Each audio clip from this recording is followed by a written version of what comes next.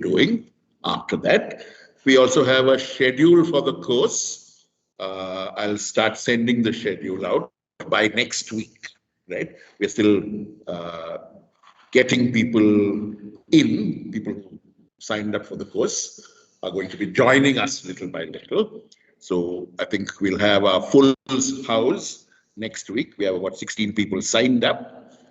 Some are not able to make it today. We will get the schedule sorted by the time we have our first session of the course. Today's is meant to be an introductory session. You tell us what you're looking for. We tell you what we are trying to do. And if there are questions, we will take your questions. All right. Let's, with me today is Pranay VK, who will be one of the instructors on the course. We also have Israel Sampson, who will be the third instructor on the course. She's unable to join us today, but she'll be here next week. Okay. Pranay will talk to you a little bit as well once we've heard from everybody. But let's have a quick round of introductions. We begin with MEC 7. Good evening. Good evening. My name is Chinni Arteja. Okay. I'm from MEC. Okay. BSc. Okay. Could you tell us a little bit about why you want to do this course? Sure, sir. It's only because, yeah, to be honest, I'm really scared of talking. A little scared, underconfident. So I just thought I'll give it a try. Good, good. I'll come back and address this question of fear and loathing of speaking in public, right? But nice to know that this is the reason for your opting for the course. It's something that we hope to work with and help you with, right? All the best, and thank you for introducing yourself. Thank you. BBA 23, could you speak, please? Hello, sir. My name is Hisham. I'm the course BBA, and I took this course because I'm really anxious around new people, and especially people in a higher power. So when I knew that this course helps you to speak, I thought it would be the best course for me. So that's why I took it. Okay. Great to hear that very real world problems and real world difficulties are behind your choice of the course, Hisham. We'll do our best to see how we can help you. Right? Welcome to the course, and I hope you have a good time during Thank our you, sir. 15 sessions. Right? Yeah. JRP 55. Good evening, sir. My name is Anand Sajeev. I'm a native of Kerala, but I was brought up in Kuwait. I took up this course because I think I was very consistent in public speaking up until maybe 7th grade. Then maybe from 8th grade, I kind of started backing out due to tremors, and I started sort of stuttering, as you can see right now itself. I sort of started stuttering throughout my words. Due to which I do not know if it's social anxiety or if it's lessening my confidence. So I kind of want to pinpoint where the difficulty is coming from and arising from. So yeah, I think this course would be helpful in that. Thank you, sir. Thank you. One thing to remember is that public speaking is usually a very artificial situation, right? Our natural mode of conversation is face to face, right? Is across a table, is side by side. The idea of one person standing on a platform and looking at a large group of people and talking to them and holding their attention and getting them to listen to what is being said, right? These are very unusual situations, and that is why they terrify us. The new terrifies us very often. they're also very artificial situations, which means that our usual selves are not very useful in such situations, or at least we feel that our usual selves will not work in such situations. Right? So all of this is essentially what lies behind the anxiety we produce for ourselves. The simplest way of beginning to deal with such anxieties is to perhaps get ourselves to look at our assumptions, right? So good questions here would be, so what if it's artificial? What can we do about it, right? And what if it's inadequate? What if what we have to say is inadequate? What do you do after that? Right? So some basic questions, asking oneself some basic questions is usually a very productive path forward. We'll try to work with you on that. Right? Welcome to the course, Annette, and all the best. Thank you, sir. Thank you. JIP 15, would you like to tell us a little bit about yourself? Good evening, sir. Am I audible? Yes, you are. My name is Rajika and I'm 21 JIP 15. The reason why I have taken up this course it's primarily because I really like public speaking and following debating events.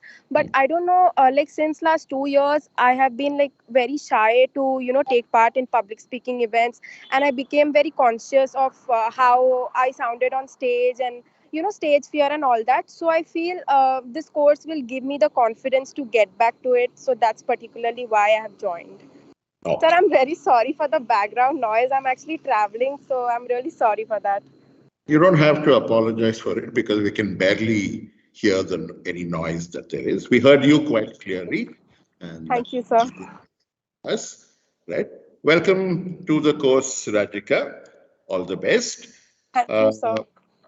The thing that happens with public speaking is that you can actually do it quite easily as a child, right? But at the point of adolescence, when we become uncomfortable in our skins due to various reasons, we are changing, our bodies are changing, we feel awkward, we are awkward within our new social selves, right? It takes a little while to learn to deal with it, right?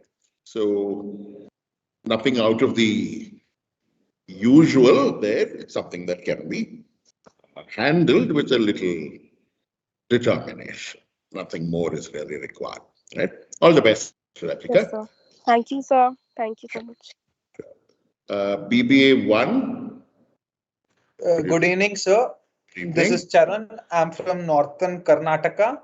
Have been born and brought up there itself. The reason I chose this course because I'm a business student and it is very important for me to be good at public speaking. And the other reason is I have social anxiety and I hesitate speaking in front of huge crowd. So that's my reason, sir. All right, all right. So like I was saying, right, we tend to turn anxiety and the fear of big crowds into a personal failing. We treat it as if it's a failing on our part, right? But this fear, this anxiety, this sense of discomfort, whatever it is just the most natural thing in the world, right? So I think the first step for everybody is to stop seeing it as a fault in oneself, right? And to instead see it as the most natural thing any human being would do in such a situation, right? So once you've taken that decision, other decisions become possible. If, on the other hand, you say there's something wrong with me and it needs to be corrected, right? You're, in some sense, pathologizing what is essentially completely normal, right? So I think we should all tell ourselves to stop turning it into this narrative of problem and pathology. Right? Let's not say there's something wrong with me and that's why I tend to be nervous. Let's stop seeing nervousness and stage fear as anything other than ordinary, normal human reactions. Right? Once we see them for what they are, they become easier to sculpt, easier to shape. Okay? And I'd like everyone to listen to each other and hear what is turning up quite often, right? The sense of being at fault because you're unable to do something well as you see it, right? The small secret to this issue is that this is a situation that produces social anxiety in everyone. Having to talk to a large group of people is one that challenges anybody and is draining physically and mentally of everybody who has to do it. All right. Once we acknowledge the simple issue at hand, it's possible to say, okay, what's next? What do we do about it? How do we go about tackling the specifics of the issue? Right? Right. Mrs. Vani, would you like to speak now? Tell us a little bit about yourself. Are you able to unmute?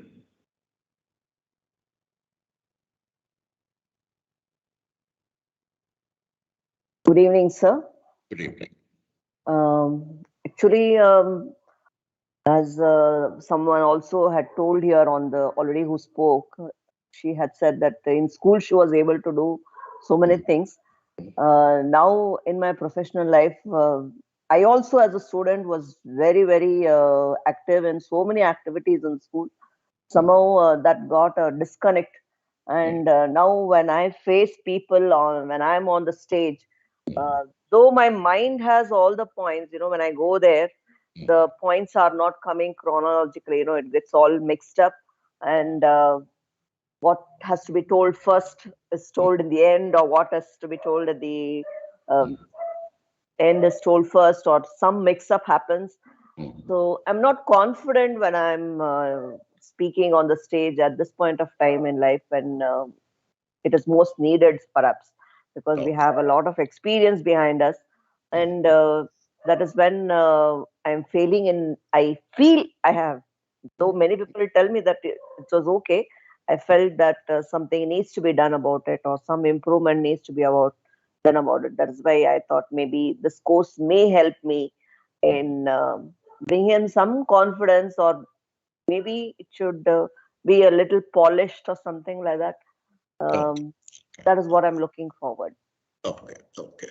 Now, one important thing in public speaking is to be open to the fact that your original design, your structure, the plan you made, right? It's good to make those plans and designs and structures, but it's also good to be open to the fact that the energy of the moment can change that plan, right?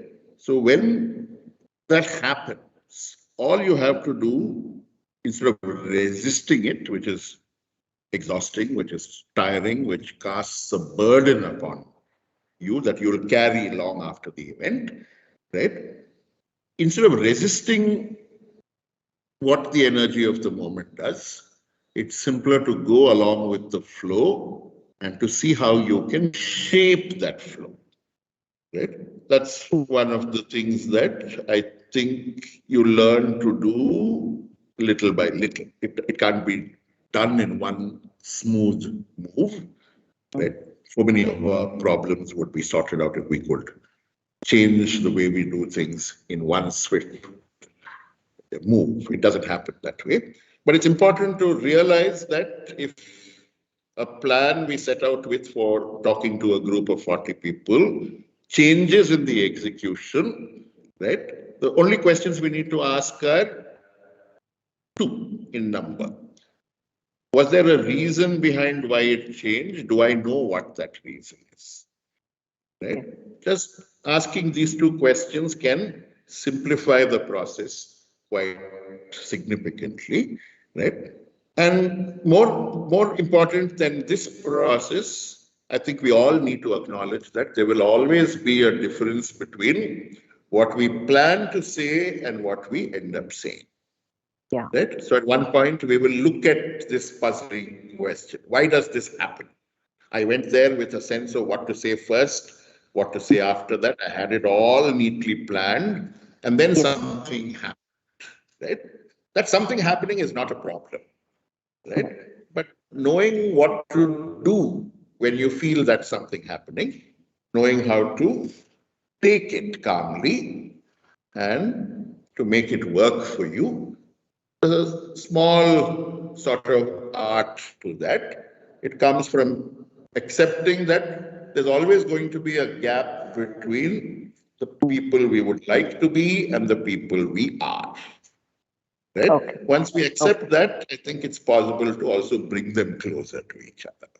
Right? So I don't know if the course will solve the problem for you, but it should give you the tools, right, with which you can go about this without too much difficulty. Okay. Right? So welcome to the course. Great to have you here with us. Thank you, sir. Thank you. JIP 65. Good evening, sir. Can you hear me? Yes, I can. Yes, sir. My name's Rashmi. I'm a first year at JIP, and mainly as to why I've taken this course is I want my speech. So I'm planning to be a reporter, and it's not much public speaking, but it's a lot of speaking, right? So I feel like this would help, and help in the sense that what you said, that there's like, if there's something that I can't say, let's say I forget, I want to know what I can do after that. So it's more, I'm here for the neuroscience wala part, where I want to understand what can be done after that, or how I can polish my public speaking skills.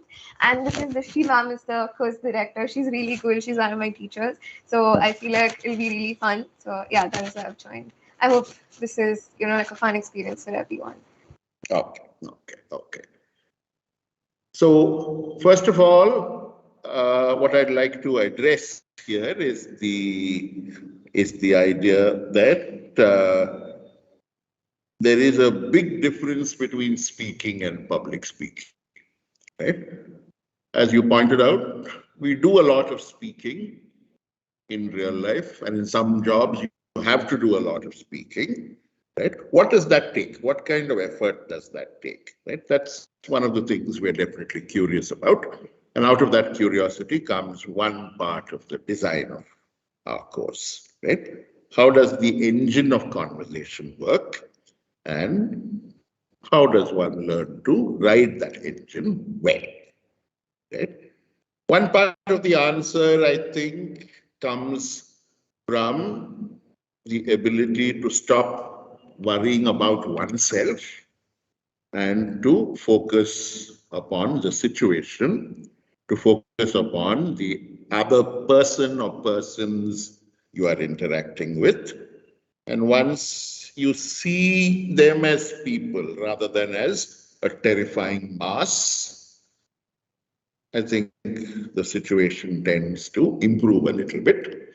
Right? That's one answer I'll give you today, but there are many other answers to some of the questions you raised. We won't be able to answer all your questions well enough or in a way that satisfies you enough. But what we can promise you is that some of the things you need to get started, some of the things you need in terms of sliding comfortably into speaking/public speaking are there in the course. Okay, right. Thank you everybody for sharing this very specific concerns and issues, right, that have brought you to this course. if you listen to each other, right, you will see that there are some common elements, right? This idea of the social causing anxiety, this idea of having to use one's time in the social sphere as a speaker well. How does one do that? Right? How does one return to some previous level of confidence and reclaim that in some form? These are some of the common elements we've listened to today among all the sharing that we've heard. Right? Okay, so let's look at the bottom line. Social anxiety is never going to go away. If you experience social anxiety, if you're an anxious person, right, that anxiety is part of who you are. I am still nervous about speaking in public. I cannot claim, for instance, that because I teach, because I conduct events, because I host quizzes, because I conduct jam as a public speaking event, out of all these experiences, I cannot tell you, I cannot claim that my social anxiety has disappeared. Right? What I can tell you is that I've learned to work with it. Right? And that is the best that anybody can do. Anxiety is not a bad thing. Right? Anxiety is your sense of realism telling you, have you done enough for this moment? It is your sense of realism saying, maybe we should try and do a little more. Right? So anxiety is your friend. It's not something to be afraid of. Right? But learning to listen to the promptings of one's anxiety is learning to master it.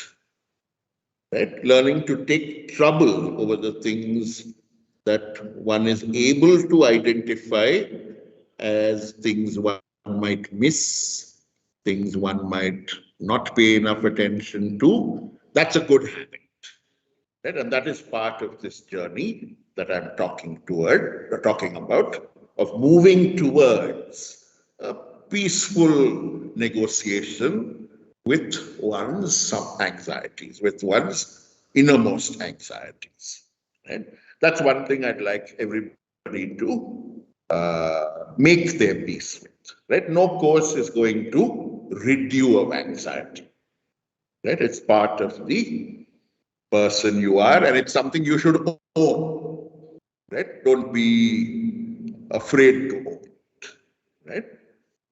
That anxiety can be a useful set of reminders. It can be something that powers you if you learn how to tap into it. It can be your quality measure. It can be the thing that allows you to do your work well. Right? But for that to happen, you have to learn how to listen to it, learn how to let it speak to you rather than fall into silence because you can hear your inner voice talking. Okay, that's my sense of this whole anxiety question. Right? When we are younger, why are we able to speak more effectively? It's possibly because we are less self-conscious. It's true that as we grow into adult selves, we become more self-conscious. So self-consciousness is also going to be with you all the time. Nobody can return to that state of childlike self-possession. Right? It's impossible. But what is possible is for us to be able to move away from an unending consciousness of oneself to attention to the other. Right? To attention to other people in the room. To being able to connect and visualize what other people in the room are going through or are doing at that moment and what to do with that knowledge, what to do with those inferences. That is possible, right? So these are the two small scale solutions that actually travel a long way and do a lot of good for us, both in terms of speaking and also in terms of working with people, managing people, and so on, right? In response to the anxieties and questions that you guys have come with. All right. Now, we'll come back to some of these questions and anxieties in the last 3 or 4 sessions of the course, right? The first thing we are going to focus on is the game of just a minute and the very small sub skills that are essential for playing the game. Right? How many of you are familiar with Just a Minute? You watched a Just a Minute program either on television or listened to it on radio or watched a live event? Have any of you done that? If you have, please raise your hand so I get a sense of how many of you are familiar with it. Anybody who has watched, taken part, listened to jam? All entirely new? All right, no problem, right? So you have a little homework today. I will share one lovely episode of Just a Minute, right? It has a very fascinating story behind it. Just a Minute started out as a radio show devised by this producer and game show host named Ian Messeter. He based it on a very innovative punishment he was given in school by a history master. He kept talking in class, and so the history master caught hold of him and said, "Speak for the next minute," or it was longer, "speak for the next 2 minutes on this subject without repeating any words and without any hesitation." He found that being placed under such conditions immediately caused him to clamp up, and he couldn't speak as happily and freely as he used to.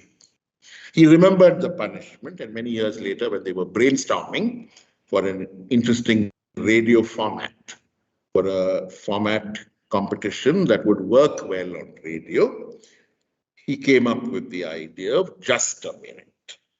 So what happens in Just a Minute is fairly simple. You get a topic, and your job is to begin speaking on the topic immediately with a small number of seconds thrown in as preparation time. And your job with the topic you've been given is to speak without hesitation, without repetition, and without deviating from the rules of the language. The original rule was deviating from common sense, but that got civilized over the years into not deviating from the general rules of the language, right? So the idea is you don't hesitate, you speak as fluently as possible, you don't repeat anything you've already said, any word you've already used, and you don't use sentences or constructions that are wrong or difficult to understand, wrong grammatically or difficult to understand because there's a problem with their structure. Right? These are the 3 simple rules of Just a Minute. Just a Minute was evolved as a kind of radio game. On radio, producing every second costs money. And so you don't have the luxury of wasting time on radio. The game was an effort at drawing attention to the great skill involved in speaking effectively on radio, given the technical limitations and problems that are there in an enterprise like this. Right? It became very popular very quickly, and the host, Nicholas Parsons, continued hosting it for many decades. It started in the 50s and went on 60s. Started in the 60s and went on all the way down till the 2000s. He passed away in early 2020, Nicholas Parsons, and continued hosting the show till 2019. So he did 50 years of hosting the show, right? That's how long the course ran, the show ran, and how it changed the way people looked at speaking, right? So we are going to be using this game, just a minute, as a way of building ability, building confidence, right? And my own perception is that it is through games that we discover our real potential, right? Exams don't do that for us, right? Courses alone don't do that for us. But when we play, we become truly ourselves. And in that moment of play will come small discoveries about ourselves and our abilities that we can put to good use. Okay, so that's the basic approach, the basic philosophy behind the course. So public speaking will come in, right? But we are going to focus on getting you to get to know each other, getting you to play the game of just a minute well. And in each session, we will build the session around a key insight and ask you to do experiments with that insight in order to see if it helps you in some way with the other kinds of speaking that you might have to do. So this is the rough idea. I will be doing four sessions starting from next week, where I will open up in each session one specific skill, right? And we'll work with it, play with it, do variations, etc. And then each week we'll do one specific experiment, one specific skill, right?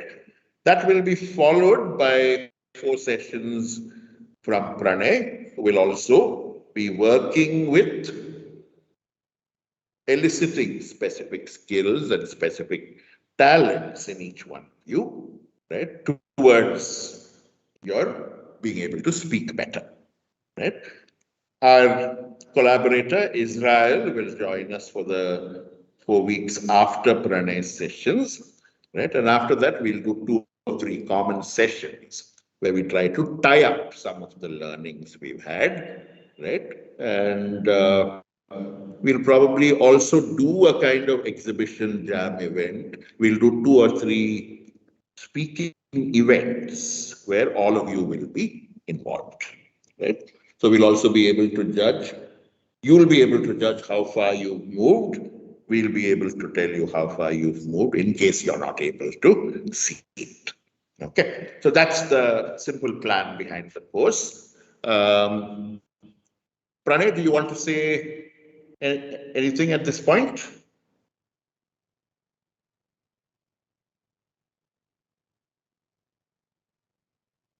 Can everybody hear me? Yeah, we can. So I think you've covered practically everything that we had to say, sir. But a couple of things that I'd probably want to add are, I think when Sir first mentioned on this call that I'd be speaking, that's something I didn't know I'd be doing. So I spent the next 5 minutes sort of frantically writing down a bunch of points. And he also spoke about how each of us have a certain plan when it comes to public speaking, and oftentimes it doesn't sort of pan out. And I'm pretty sure that's exactly what's going to happen right now. And the point is that's okay. And I think a lot of times, I think this is something that Sir mentioned as well, about how failure is something that we take very personally when it comes to public speaking. And I suppose the one way to sort of deal with that is to make the process itself personal. And I say this because oftentimes, again, like Sir said, we are never our usual selves when it comes to public speaking. We are trying to sort of be performative, and we're trying to be somebody that isn't really us. And I suppose that's what drew me a lot to this course, and sort of that's practically why I'm so excited about this course, because I'm somebody who's very, very fond of saying a lot of stories, irrespective of whether people want to listen to me or not. And that element of adding stories to the things that I say, I suppose, makes things personal for me. And I think that's a good way to sort of go about public speaking as well. To take the things that matter to you and sort of try to pitch those things to the people that are listening to your audience, irrespective of who they might be. And I think that's what's happened to me over the years, ever since I started participating in competitions in school, competitions in college, where Arul sir literally threw me into a jam when I didn't really want to be around. And it sort of carries on to your work life as well, meaning in your corporate meetings, when you're sitting around either at your desktops or in a room, ultimately it's all being performative. It's just people saying things in ways that they wouldn't typically say. And I think the one thing that we're going to try to do with this course over how many ever 12, 16, how many ever sessions is just to sort of engage with this idea of public speaking in different ways, and just sort of trying to see how we can just maybe get a little bit more comfortable in front of people, behind the screen, in amongst ourselves, and so on. So yeah, that's about it. I hope the course is something that just opens up new ideas and new possibilities for y'all. And yes, I hope it also helps with the anxiety that I think everybody has been talking about, and everybody does have, including Arul sir, irrespective of how confident he looks right now. But yeah, I hope this is something that benefits all of you. Thank you. Thank you, Pranay. A couple of nice points there. Failure damages us. It's true, right? But the obsessive return to failure and analyzing it, right, often takes away our energies and ends up being a self-defeating process. So I think one important thing is being able to say, okay, this is how I fail when I fail. And the next time I'm going to sort of try and minimize it a little bit. I think that can work a little bit, but we'll talk about that later. I'm now going to tell you a story, since Pranay spoke of his love of stories. I'm going to tell you about a really embarrassing moment I suffered during one of my first ever attempts at speaking in public, right? I didn't really think very much of speaking in public. I was a shy child, and at some point, when I was in standard 5, I think, they said, we are going to hold a speaking contest in school, and everybody must, come on that day. And then they looked at me and said, you're going to be taking part, aren't you? I hadn't thought about it till then, but after the way they looked at me, I felt frightened about, disappointing my teachers. And so I reluctantly gave my name and took part, and basically signed up for what they used to call an elocution competition. What they meant by that was you spoke on a topic. I had no idea of how to do any of this, but I decided, I was 10 years old at this point, I decided that I wouldn't memorize a speech because I'd seen people memorizing speeches.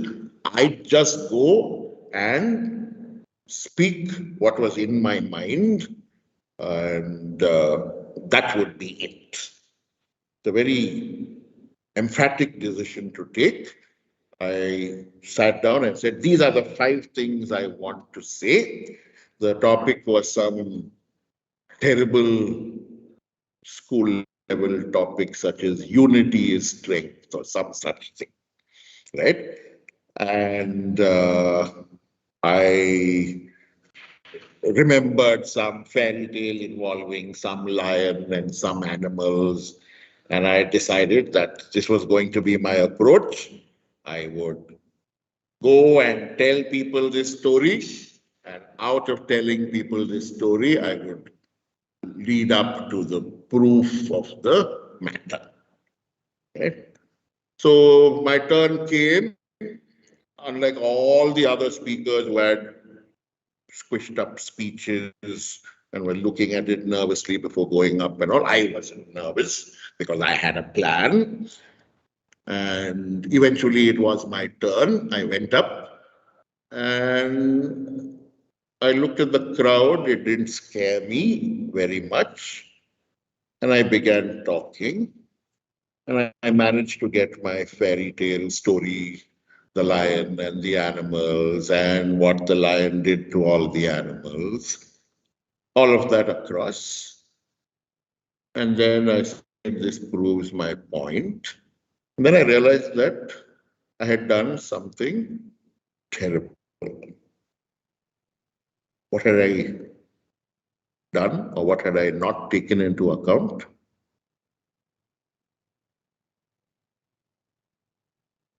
Did anybody notice from the story I was telling? The topic. I managed to connect it to the topic. I said the animals should have hung together and made sure that they bamboozled the lion. I did all of that. And I still felt terrible at the end of executing this beautiful design. The thing that I had forgotten to think about, forgotten to deal with in my head, was the fact that I was supposed to speak for 3 minutes. There would be a bell at 2 minutes, and then I could speak for another minute. My story and my conclusion were done in 45 seconds, right? And after that, there was nothing to do. I realized that I hadn't thought about how to make a landing, how to make an exit, how to use the time I had, right? How to use that extra lifeline of the minute to make a couple of extra points. None of that had gone into my thinking or planning. And I had just decided this is what I want to say. Once I say this, everybody will be illuminated by my great choice of story, and everybody would understand what I was saying. Right? So it looked to everybody like I had run out of steam, right? Which was very irritating for me because I hadn't. I'd just not planned for the 2 minutes and the extra 1 minute that was given to me. That part of the announcement I hadn't paid any attention to. And so 45 seconds later, I was back in my seat and people were asking me questions like, what did you say? I missed it. And why did you finish so quickly? Did you forget what you wanted to say? And things like that. So this wasn't very embarrassing. I just felt super foolish about not having planned for the 2 + 1 minutes. So the next time I spoke was some 3 years later. I said, I'm never doing this again. I made such an ass of myself. As you can see, I was being quite unforgiving of myself. The problem was a very small problem. I spoke again in school in Standard 8. This time the topic was some dowry menace or some equally weighty social matter of that kind, right? This time I didn't leave anything to chance. I wrote my own speech, which I felt very proud of because all my classmates and others in school had speeches that their parents wrote for them. I wrote my own speech. I made sure I began well. I made sure I approached the topic, that I had cases and stories and other kinds of evidence. And I had a nice landing. I had also planned how to finish all this in the allotted 3 minutes and so on. I'm very proud of this effort. I also memorized everything to make sure that everything went according to plan, right? And then I went up to the mic and I began in style. There was a lot of waving of the hands, and there was no podium, or I'd have banged the podium also, right? I went on in emphatic style for about a minute, and then I was looking at the audience. And as I looked at the audience, I saw a face I recognized. It was a girl from my class. I saw her face, I recognized her, and the next moment I suddenly lost my thread. What was I going to say next? Right? It just completely disappeared from my head. And I had a very good memory. I could memorize things, right? And at that moment, I felt great shame because this was happening to me. And my mind went completely blank. I had no idea what was there in this grand speech of mine after that point. All because I took my eye off the process and looked at the audience and recognized somebody's face. How could that cause all this to happen? I couldn't make sense of it, right? So I had to stop and very shamefacedly fish the speech out of my pocket, open the speech, go to the place where I had got stuck, look at it. When I looked at it, everything came back, and then I had to finish my speech. By this time, I was in a cold sweat. I was feeling very shamefaced. All the emphasis and the bluster and the attitude that I had, this attitude of great anger about dowry and what it was doing, right? All of that had gone out of my speech. I was just waiting for the end of my speech to approach, and then I was done. I went and hid from everybody and kept trying to understand what exactly had happened, right? Those were two interesting moments for me because in each moment I discovered that it was possible for me to overestimate my capacity to deal with something. That it was probably better for me to have looked at what to do if things went wrong. I hadn't thought about those things at all. I hadn't thought about dealing with the situation in front of me in practical terms, right? And that's what produced the embarrassment in both situations. How did that change how I approach this business of speaking in public? Right? I slowly began to learn to trust the capacity of my mind to respond to the moment. There's such a thing as not over preparing for that moment of speaking. Learning things by heart is very reassuring, but it's simpler to have thought about what you want to say and to be able to carry out the operation of thinking aloud in public, right? It takes rehearsal, it takes trying, it takes being okay with small failures, right? But being able to recover and continue. I think that was the big thing I was unable to call upon from within myself, right? So what I learned in short was that it's very useful when you're speaking to be capable of a little shamelessness, right? Capable of being able to recover from the failures that are going to happen as we speak, right? So each time we speak, we fail in some form, right? But that's not what matters. What matters is what you do after that, right? So when you see that you're failing to make a point, when you see that what you wanted to say is not having the effect it should have had, the effect you thought it should have, what will you do next?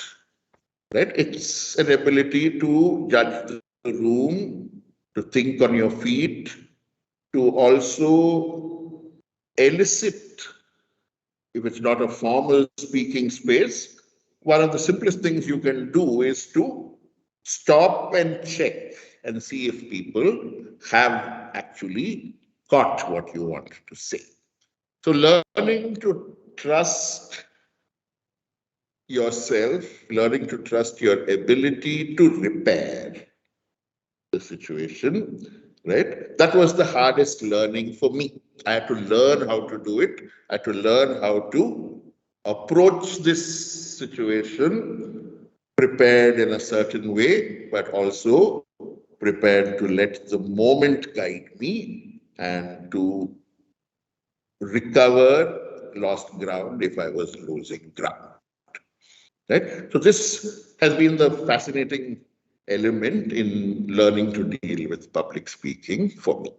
Right? Now each of you will have stories of this kind. Right? I'd like you to go back and look at these stories and see what you can identify as a point of repair, a point where you could have turned things around with the benefit of hindsight, of course. When we look back, it's always easier to do that thing better, right? But do it. Do it with one specific instance or occasion when you feel you could have spoken well but failed, right? Look at that moment and ask yourself, what would have been the next step of repair at that moment?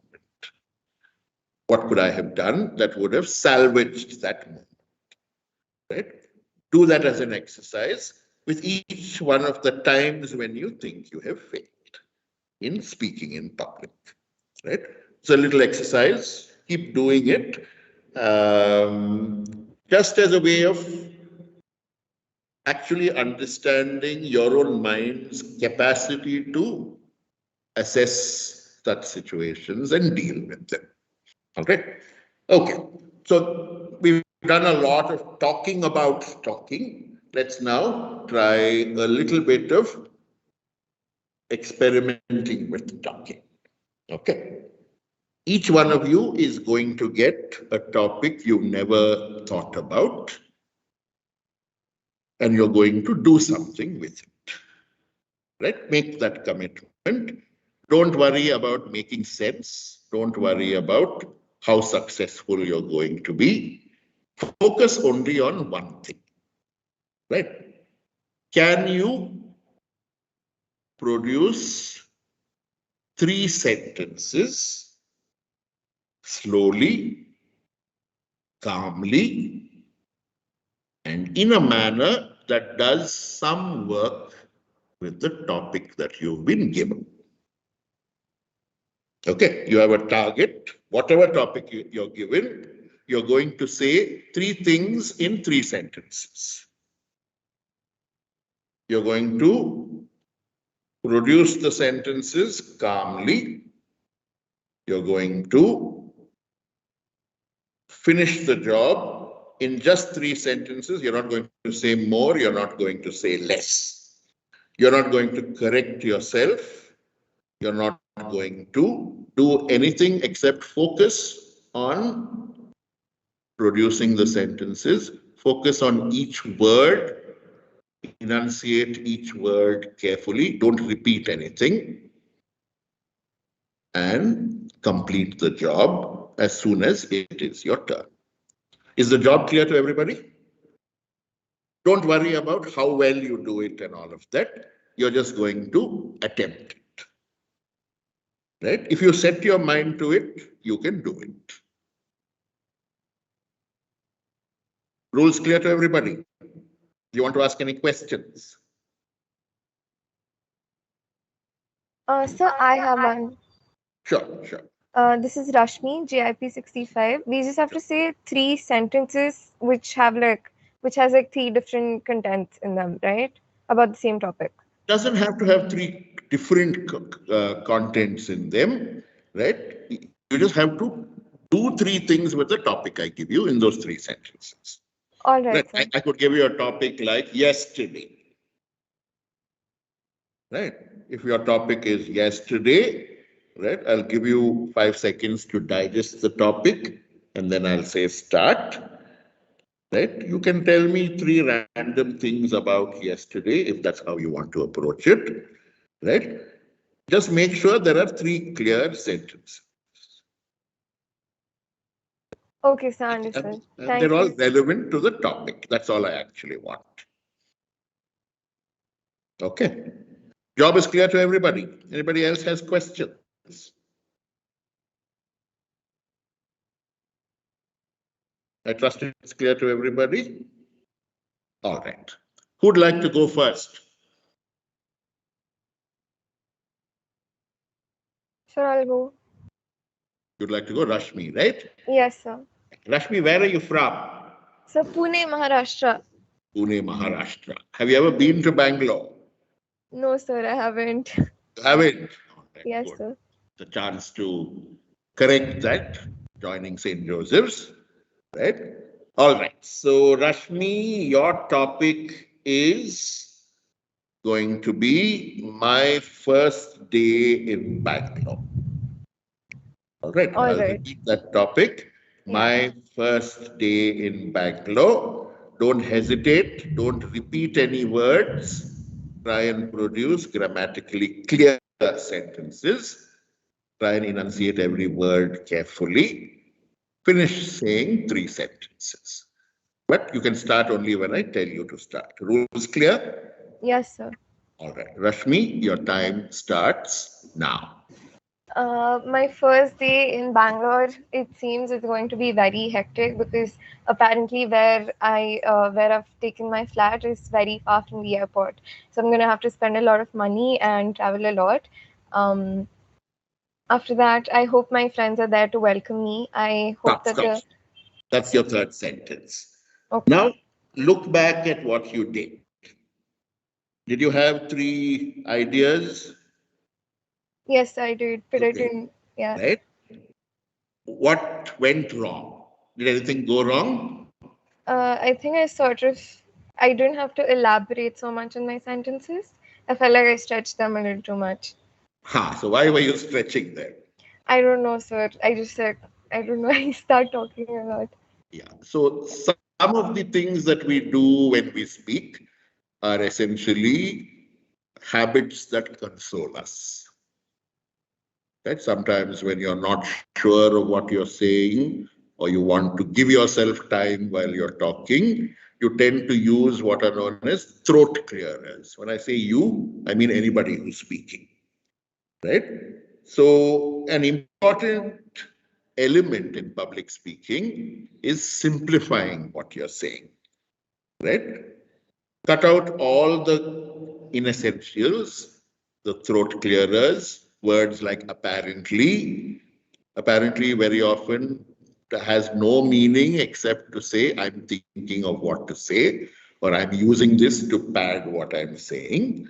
Right? So your first word, by the way, do you remember what it was? No, sir. Your first word was Okay. Right? So these are things we don't notice about what we are doing when we speak.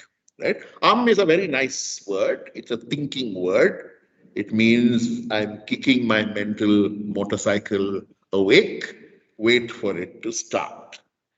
Right? But when you're speaking in public, it's simpler to say, my first day is definitely going to be hectic. Right? Shorter, simpler, less ambiguous. Right? You got your message across. Yes, sir, makes sense.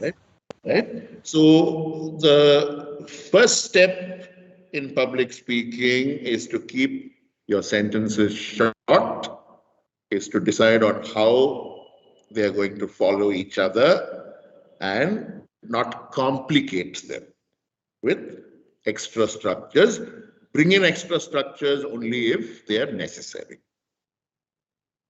Okay, so you managed the brief I gave you, right? But the real purpose of the brief was for you to discover how much extra you do when all you need to do is to give 3 sentences. Yes, sir. Right? Makes sense.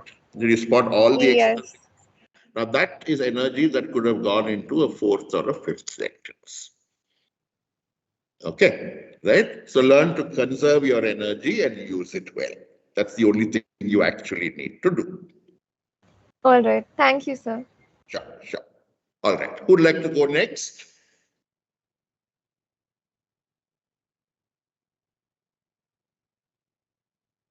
So I'll go next. This is JIP 55, Annette. Annette. Yes, sir. Annette, you said you're from Kuwait, right? Yes, sir. All right. Annette, your topic is keeping quiet in Kuwait. All right, Okay. sir. Keeping quiet in Kuwait. Remember the brief?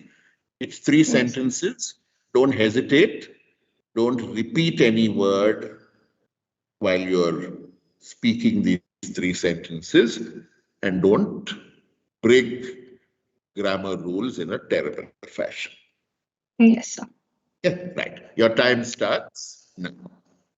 As you know, Kuwait is a deserted region, so keeping quiet here is quite as deserted as that is. It's sandy shores, and across the beaches also hear only waves, and silence is almost at its furthest reach. All right. You seized the challenge well, right? You had an idea in your head, which is that silence is the easiest thing to achieve in a desert locale like Kuwait, right? Yes. And at that point, something happened. What happened? Yes. I think I kind of lost track of where my mind was going. I knew desert was something that I wanted to revolve the subject around, but then from there, where it took off, I think the landing was not quite right. So, The only thing that happened was that you extended your sentence too long, right? yes. One of the things in public speaking to take care of is to make sure that your sentence is as long as the breath you're able to produce. All right. Right? So you are visibly running out of breath at some point. You should never put yourself under that kind of stress in public speaking. Yes. Okay. So speak for as long as your lungs can hold breath or expel breath, never longer than that. Right? So keep the sentences. And the other thing that happened, because you were using these, very complicated sentences, was that you ran out of energy also faster. Right? Yes. So you had 3 ideas, but it was actually only 2 sentences that you managed to produce. Yes, sir. Right? So your problem, if you want to see it that way, is that of learning to channel your energy and to use it effectively. Right? Yes. So what you could have done is say, it's the easiest thing in the world to keep quiet in Kuwait because the city is all desert.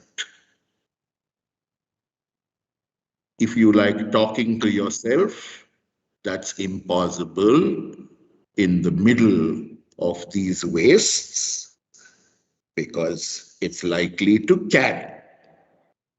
If you sing, somebody in the next street might hear you. You don't want to look like a fool. What am I doing? I'm taking that idea and I'm developing it. Right? It's easily possible. You have the skill to do it. You have the experience to do it. Right? But the first step in that victory in speaking is to get one sentence out clearly. It's a battle accomplished. Right? Once you do that, the second sentence becomes easier to get out there. Okay, right? So congratulations on dealing with the topic well. You came up with something interesting. Thank you, sir. Right? But what you have to work on is quickly building something with it. Yes, right? sir. And understand in what way your own energy can trip you up. Right? Yes, don't put your energy into things like constructing long sentences. Keep it simple, keep it short. You get 3 ideas out there. By that time, your audience is already connected with you and they're listening to you carefully.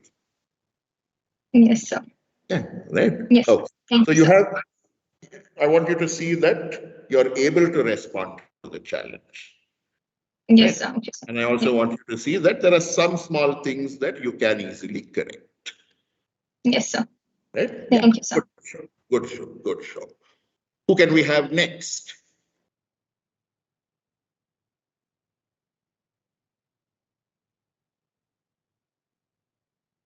You can volunteer or I'll make you volunteer. So it's up to you.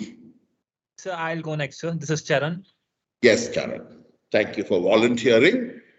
Charan, you said you're from the north of Karnataka, no? But where exactly? Sir, I'm from Ballari. Ballari. All right. So Ballari is the place where you have all those mining barons and all of that, no? Yes, sir. Yes, sir. So Charan, you can tell us everything you know about the mining barons in 3 sentences, right? So like Sure. with the others, don't hesitate, don't repeat any words, and don't break any grammar rules to the extent possible. Just speak 3 sentences and no more than that. Your time starts now. In Ballari, the iron ore fields are mainly located in Sando, and the most prominent scam has been taken place due to this iron ore mines by Janardhan Reddy, and he has made a fortune out of it. Okay, good. You had 3 ideas, but did you notice what you did? You ANDed them, right? So when you AND them, what happens is you're stretching your lungs out into delivering a long sentence. Okay, so no one put you under pressure to speak continuously, right? Yes. You could have said, in Ballari, the main item that everybody is looking for is iron ore, and you could have stopped there. Okay, no need to bring the and in there at all. When you stop, you give the audience time to assimilate what you're saying, right? The second sentence could have started after that. Your second idea is essentially the second sentence, right? And the third sentence could have come after that, right? So what you did was stitch all the sentences together. When you do that, what do you think will happen? Imagine you're on the other side, you're listening. What happens to the person who's listening to you? Will they get each of your ideas clearly or not? No, sir. Yeah, it's only because they're arriving at a speed faster than they can assimilate. Right? It's going at a speed faster than you need to be going. Okay, so one important thing, especially in JAM and in all other forms of public speaking, is to use your time well. Right? It's like singing or playing a musical instrument. Use your time well. Learn how to judge your time. Right? Every sentence has a natural length for comprehension. Don't extend it beyond that. So, and is something we do because we are nervous that people are not going to listen to us. People are going to stop listening to us. They're more likely to do that if we force a lot of information on them. Okay, so the sentence is your friend. In public speaking, the well-planned sentence is your best friend. What I like in what you did, Charan, is that you got to the point quickly, right? But after that, that sentence kept extending itself. That is something you have to work on. Sure, sir. Got you. Thank you. Yeah. So keep the sentences short, keep them concise, and give yourself breathing space between the sentences. Okay, good stuff. Thank you for trying. Let's look at our next volunteer. So may I? Yes. This is Gauri. Yes, Gauri. You're ready? You know the rules? Yes. Okay, right. So, Gauri, where are you from? I'm from Kerala, but I live in Bangalore. You're from Kerala, but you live in Bangalore. All right. And how long have you lived in Bangalore? My entire life. Your entire life. All right. So, Gauri is going to tell us in 3 sentences what it's like to go back to Kerala from Bangalore. Okay, what it's like to go back to Kerala from Bangalore in 3 sentences. Remember the JAM rules. Don't hesitate. Don't repeat any words. And don't deviate from basic grammatical rules. In this case, basically keep your sentence short and concise. You have 3 sentences to give us, and your time starts now. Coming from Bangalore, my Malayalam always feels fake when I go to Kerala. And therefore, I enroll in Malayalam classes where kindergartners are my classmates. And my grandfather is a Malayalam professor, but he hardly helps me. So I'm on my own. Okay. Congratulations, first of all, on building a narrative. It's a very important thing to do when we are speaking in public, to build a story as quickly and as effectively as possible. So that you managed to do, you managed to give us your 3 sentences. But what could you have done better?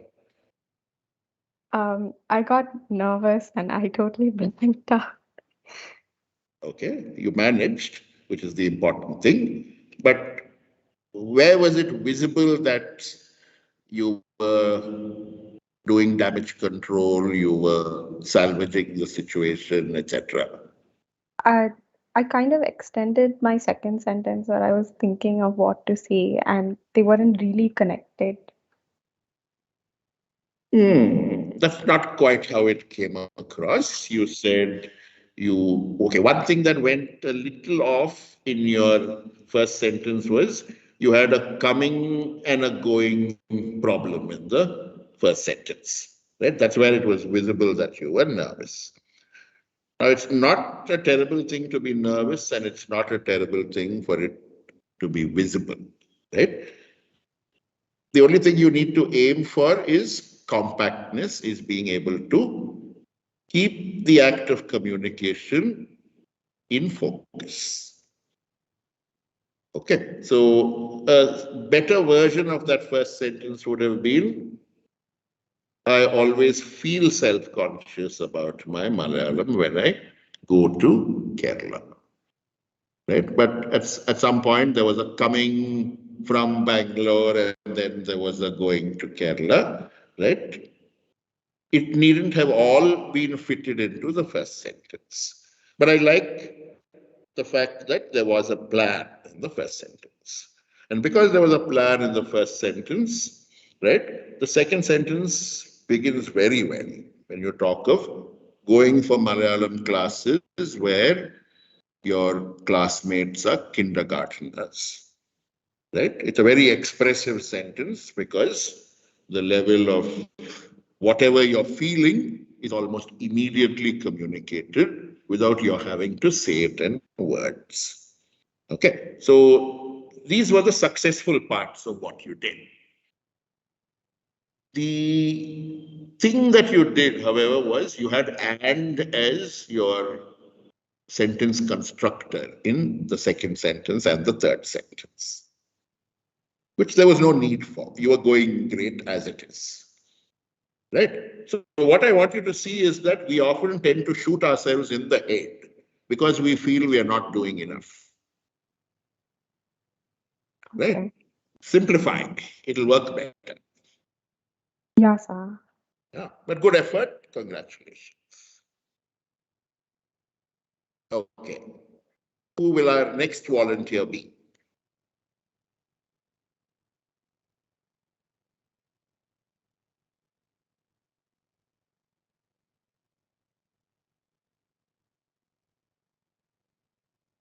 I'm just doing a little countdown in my head to see who will actually volunteer. Sir, I'll go next. Yes. Who is this? Even sir, Shireen. This is Shireen, no? Yes, sir. How did you escape introducing yourself, Shireen? Sir, I joined the meeting late. I'm so sorry. You joined the meeting late. All right, good. So, Shireen, you're going to tell us about what it feels like to be late. Okay, sir. Okay. What it feels like to be late. You just have to give us 3 sentences, 3 ideas if possible in 3 sentences, but focus on 3 sentences.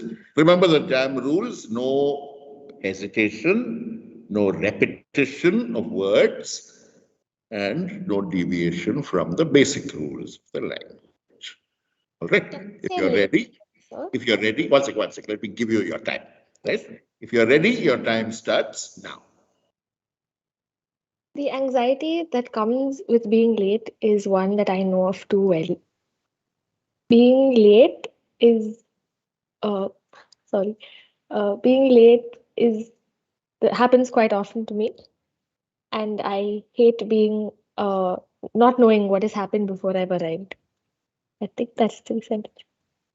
Yeah, it's 3 ideas, but you force fitted them into 2 sentences.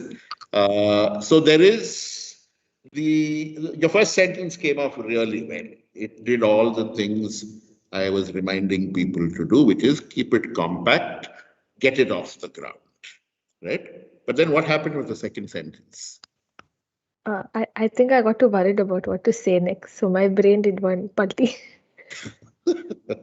Right. It recovered, actually. It didn't fail entirely, as you'll see. The only thing that I noticed there was that what you did is what people tend to do in such situations. You gave us the same idea in another form. Right? That was your recovery move. Right? So recognize that about yourself and ask yourself what you can do to minimize that recovery move. Yes, sir. Right? The natural consequence of saying the experience of being late is something that I'm extremely familiar with is a story. What happened today? Or what happened the last time? Right? So one trick is if you plan your first sentence well, you can see what possibilities it leaves you. Right? C is one of the possibilities. You were so focused on getting that one sentence in its perfect shape that you lost sight of the direction in which it was pointing you. Right? That's really all you need to correct there. Right? But apart from that, the recovery was good and the landing was good. Okay, so trust yourself. You have the capacity to recover. You have the capacity to also recognize the potential for storytelling that there is in what you produce. All right, sir. Thank you. Right. Yeah, good effort. We haven't listened to Chinni, to Ms. Wani, and who else? One more person. All the others had a chance.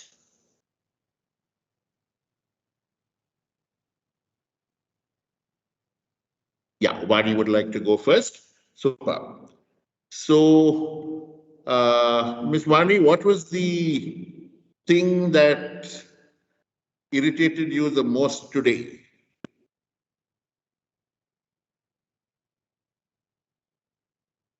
You'll have to unmute. Are you able to unmute? Yes. Yes, sir. Yeah. Yeah. What was the thing that irritated you the most today? Is that the topic? No. I'm just asking you. No, I was not irritated today. Okay, very good. So that's going to be your topic. How you became the Buddha. That's your topic. Right? So remember the rules. They're the basic jab rules. Don't hesitate as much as possible. Don't repeat any words and keep the sentences short. Don't complicate the sentences. Don't break any language rules. All right. So your topic is how you became the Buddha, and your time starts now. Hello? Yes, I can hear you. Start. Yeah. Can I start? Yeah, you can start. Today being off for me from office, my thought process and my day work is very relaxed. It does not have a time bound activity. So it goes very casually. Okay. So those are Does your not three give me the sentences. stress. Yeah, those are your Doesn't three give me the stress. sentences. And what I'd like you to see is your natural speaking style. Right? What do you do, Ms. Vani? Do you teach by any chance? No, sir. I'm a banker.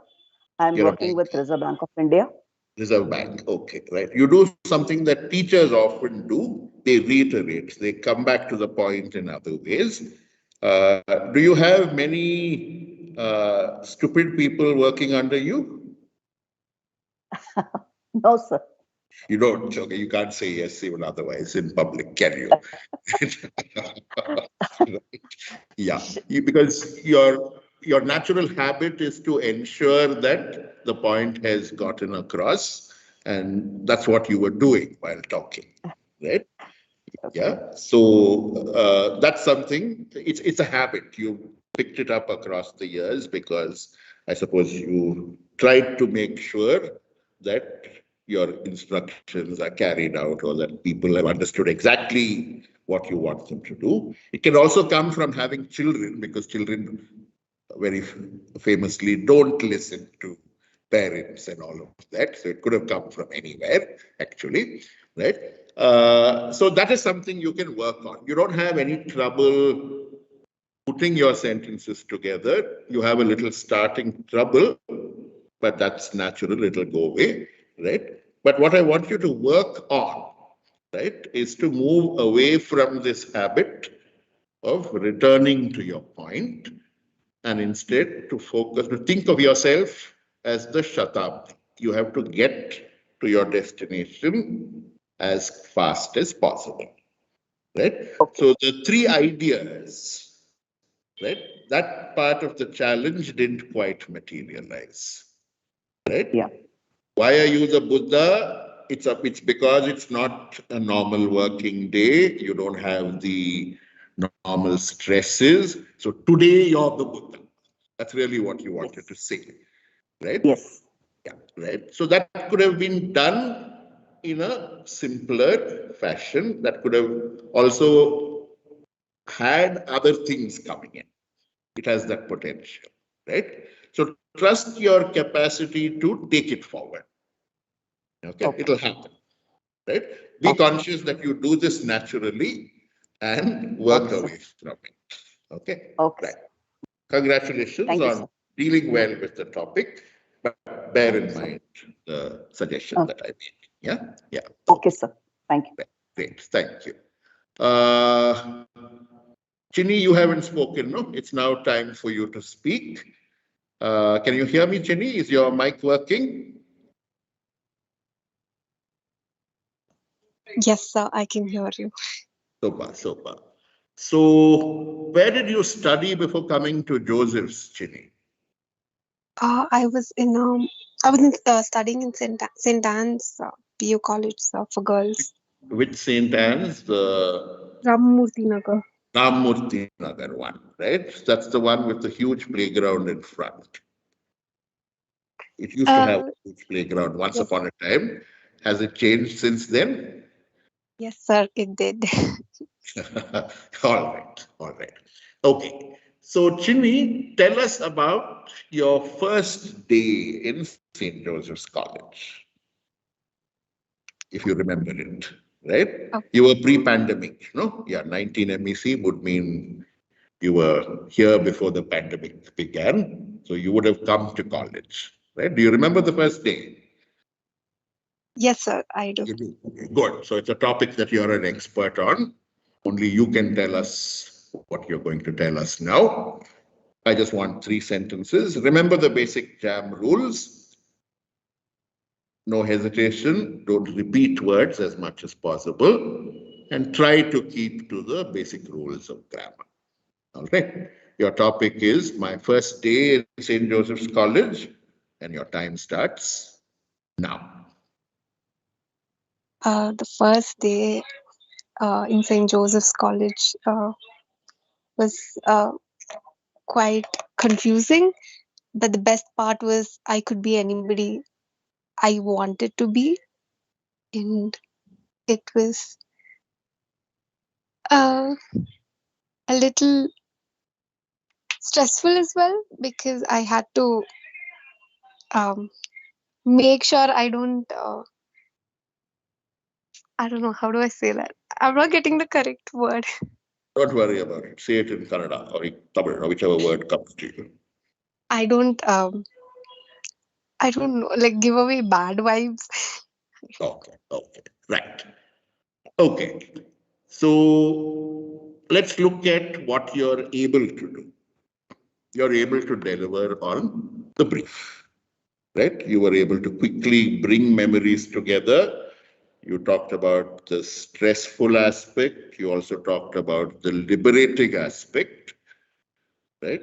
That you were not the person people knew you to be in your old college or school, right? That you were free in some sense, right? But there was also this pressure of having to appear friendly and likable and not stuck up and, to give good vibes, as you said, very succinctly, right?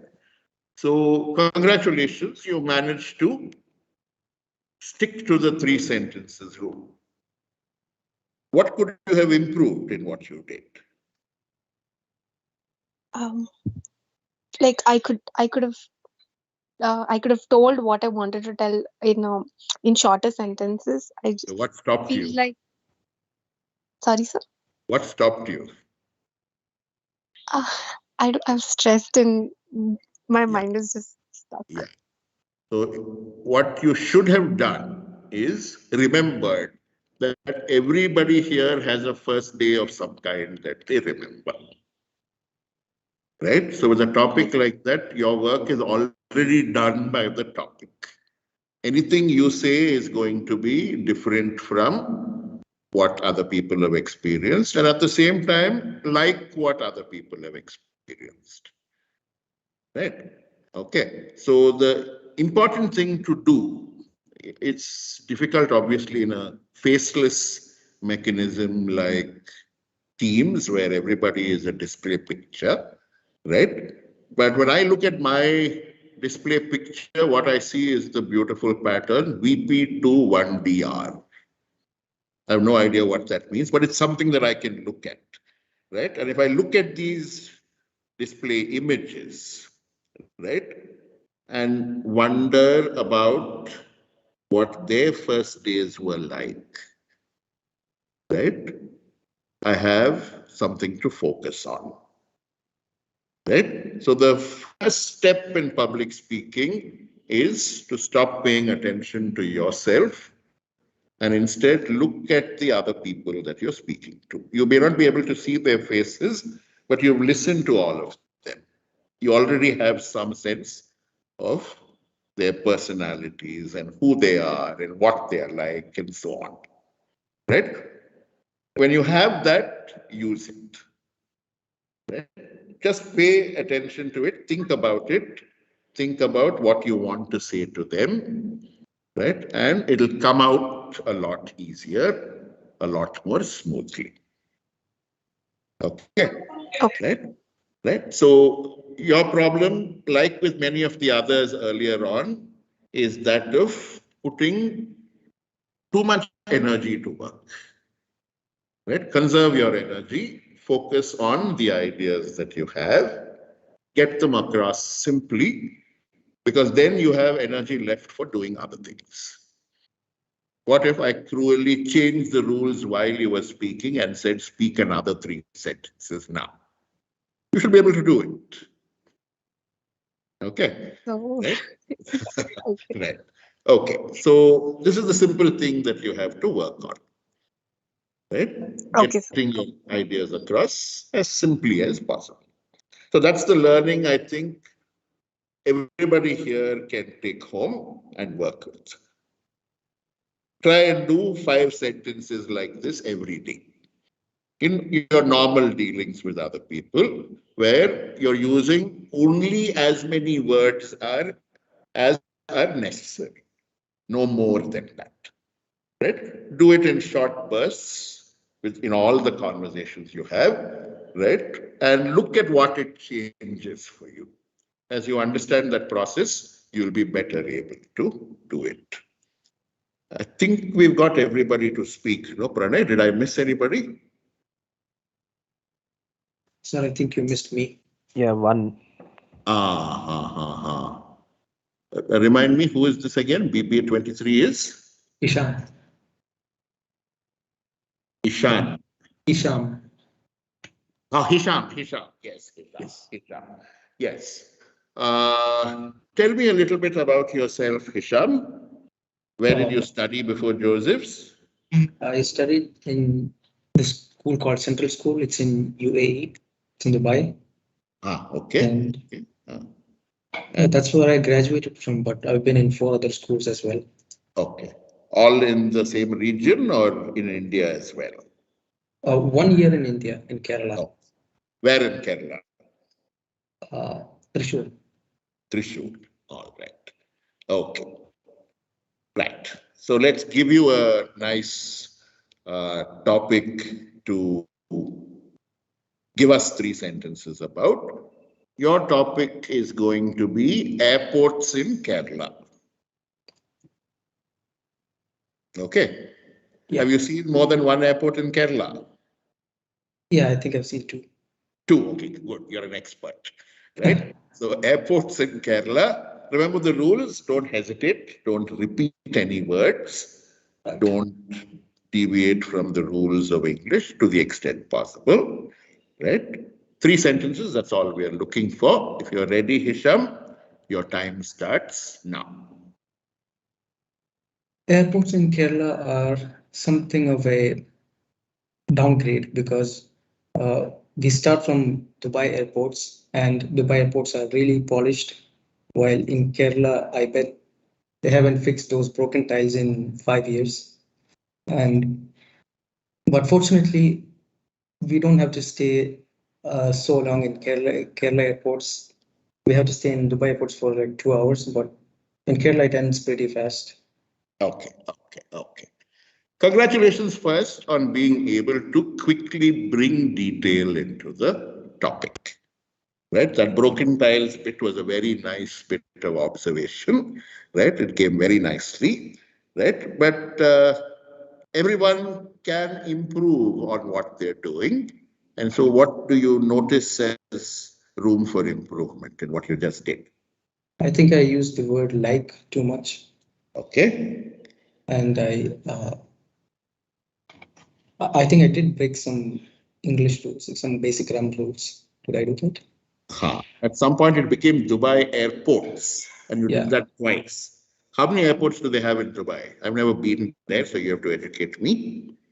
Oh, shoot, I just realized there's just 1 airport in Dubai. There's only 1 airport. I wondered, for instance, if there were many terminals or, some cities have 2 or 3 airports, right? So I wondered if it was something like that. All right. So you have to be careful about that. Right? Yeah. about not conveying the wrong impression or giving the wrong idea, etc. Right? So what is it that you have? You have the capacity for sharp observation. Right? You're able to quickly bring that into the sentences that you speak. Right? But you have the same problem that everybody else here does, which is that of wasting a little bit of your energy in complication when it's easier for you to hold to a simpler structure. Yeah. Right? So one is that the airport feels like a downgrade. The second thing you have to offer is that luckily you don't have to spend too much time here, not as much time as you do back there.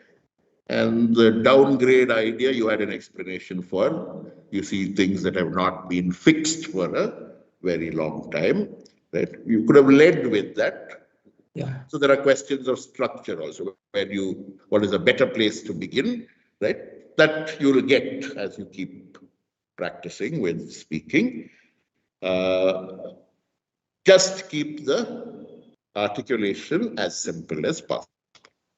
Okay, so that's our big lesson for today, right? In management jargon, this is called KISS, K-I-S-S, meaning keep it simple, stupid, right? The stupid there is the person you're addressing, right? Don't complicate, don't create overlong structures or sentences. The simple single clause sentence built around one functioning verb. That is your best friend. Use it well, right? And your drill the next week is to have at least one conversation every day where you're following these simple rules. Don't speak more than necessary. Get what you want to say across without wasting too many words. Try and make sure that you're doing just three things in three sentences to the extent possible. Right? When you come back next week, we'll make an inquiry on whether you were able to do it and what happened when you tried to do it. Did you feel anything change? Right? Things may not change. If they don't change, don't worry about it.